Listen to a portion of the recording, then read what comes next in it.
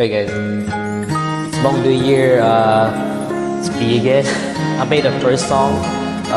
Go check it out. You can join. This one is another one. I thought about it. My friend, we discussed it a little bit.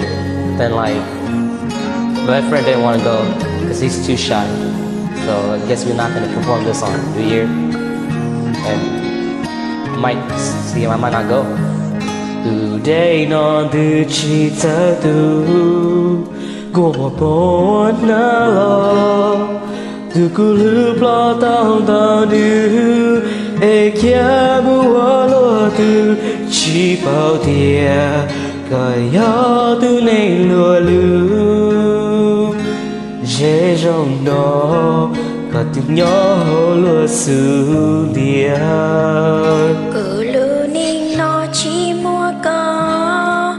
có một bông hoa ná lo chỉ nó có gió có mong ê kia mua hoa lùa tu chỉ bao tiền có gió tu nên lùa lù chế cho mong người chỉ bố lo hoa kê cùng chia từ thế nó từ mù gió nương từ mù đó có từ rong ly khó che yêu chỉ đó lo che cùng nó nhỏ đừng nói lên e cô chúa bao luôn tu cha chỉ mỗi nô yêu chi vì có yêu cô luôn nô in trái mùa xưa hay có từ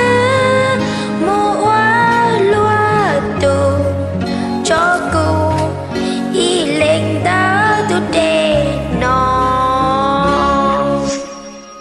Ooh, damn. Can't wait for the person who sings the second part. Man.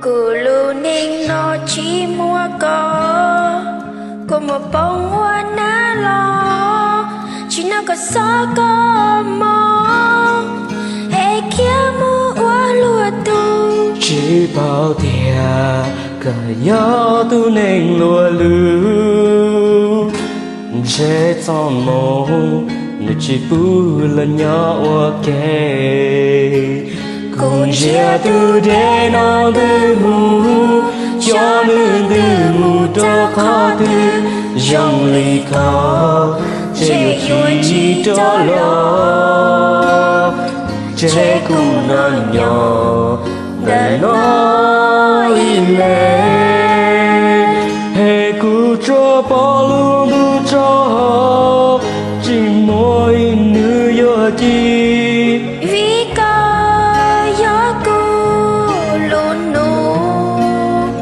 in trái mùa xưa có từ mùa lúa tu cho cô y lên đỡ tu để nó. Oh my god, fuck, it's the heart.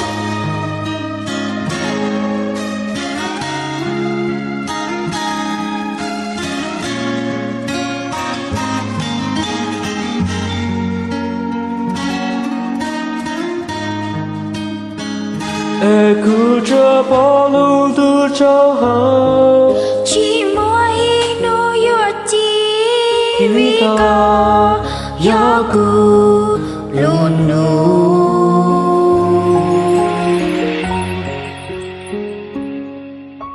Oh my god, I'm gonna cry. It's alright, thank you very much though. Thank you for joining Zorye. Happy New Year. Hope you guys had a great time. You've seen the previous song that I said that too. Have fun.